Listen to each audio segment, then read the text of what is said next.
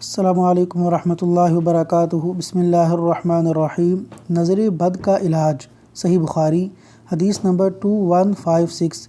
رسول اللہ صلی اللہ علیہ وسلم حضرت حسن اور حضرت حسین رضی اللہ عنہما کو اس دعا کے ساتھ دم کیا کرتے اور فرماتے کہ تمہارے بابا حضرت ابراہیم علیہ السلام اسی دعا کے ساتھ حضرت اسماعیل علیہ السلام اور حضرت اسحاق علیہ السلام کو دم کیا کرتے تھے۔ اعیذکما بکلمات اللہ التامۃ من کل شیطان وہامہ ومن کل عین لامہ۔